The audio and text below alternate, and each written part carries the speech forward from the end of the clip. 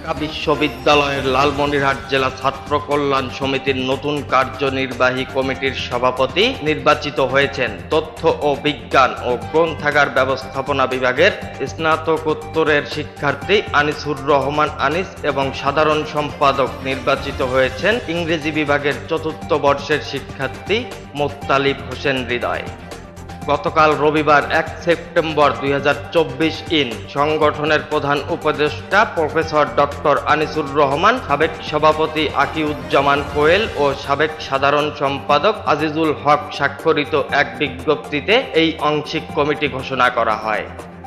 এর আগে গত 26 আগস্ট প্রধান নির্বাচন কমিশনার আকিউজ্জামান কোয়েল সহ 8 সদস্য বিশিষ্ট নির্বাচন কমিশনের তত্ত্বাবধানে অনলাইন ভোট গ্রহণ করা হয়। ভোটে অংশ নেন সংগঠনের 2017-2018 সেশন থেকে 2023-2024 সেশনের শিক্ষার্থীরা। উক্ত নির্বাচনে সভাপতি পদে 2 জন ও সাধারণ সম্পাদক পদে 3 জন প্রতিদ্বন্দ্বিতা করছিলেন। আরেকদিকে সংগঠনের নবনির্বাচিত সভাপতি আনিসুর রহমান আনিস গণমাধ্যম কর্মীদের এক প্রশ্নের জবাবে বলেন, আমাদের ওপর আস্থা রেখে সাধারণ শিক্ষার্থীরা গণতান্ত্রিক প্রক্রিয়ায় আমাদেরকে যে উদ্দেশ্য নির্বাচিত করেছে, আমি আমার জায়গা থেকে শতভাগ চেষ্টা করব নিষ্ঠা ও একাগ্রতার সাথে দায়িত্ব পালন করতে। আমি সকলের কাছে দোয়া ও সহযোগিতা কামনা করছি।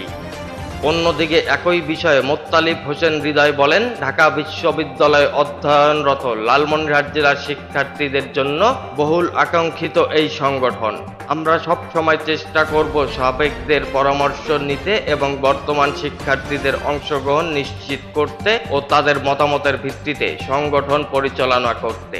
আমরা নির্বাচনী ইশতেহার বাস্তবায়ন করে সংগঠনকে কাঙ্ক্ষিত উচ্চতায় নিয়ে যাওয়াই হবে আমাদের মূল লক্ষ্য।